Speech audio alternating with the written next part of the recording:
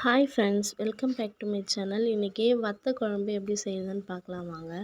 அதுக்கு கடாயில் ஃபஸ்ட்டு எண்ணெய் ஊற்றி கடுகு போட்டு நல்லா பொரிஞ்சதுக்கப்புறம் மணத்தக்காளி வத்தல் போட்டு வெங்காயம், தக்காளி, பூண்டு நல்லா மஞ்சத்தூள் போட்டு நல்லா மசிச்சுட்டு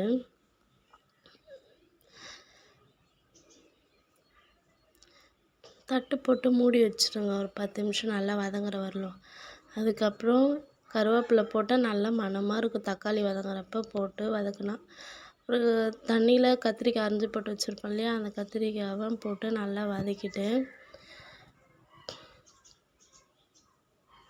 அப்புறம் உப்பு போட்டு தேவையான அளவுக்கு புளி ஊற வச்சுருங்க. அதுக்கப்புறம் தண்ணி ஊற்றி நான் வீட்டிலே மிளகா பொடி அரைப்பேன். அந்த மிளகா பொடி 2 ஸ்பூன் போட்டு கொதிக்க வச்சுருவோம். ஒரு 10 நிமிஷம் போல் குழம்பு கொதிக்க வச்சதுக்கப்புறம் நம்ம ஊற வச்சோம் இல்லையா, அந்த புளி தண்ணி எடுத்து ஊற்றி ஒரு 10 நிமிஷம் நல்லா கொதிக்க விட்டு எண்ணெய் நல்லா பிரிஞ்சு வர அளவுக்கு நல்லா கொதிக்க விடணும். குழம்பு கொதித்ததுக்கப்புறம் ஊற்றி சாப்பிட்டு பாருங்க, அவ்வளோ ஒரு அம்சமாக இருக்கும் கத்திரிக்காய் வத்தல் புளிக்குழம்பு. நம்ம சேனலை லைக் பண்ணுங்கள், ஷேர் பண்ணுங்கள், சப்ஸ்கிரைப் பண்ணுங்கள்.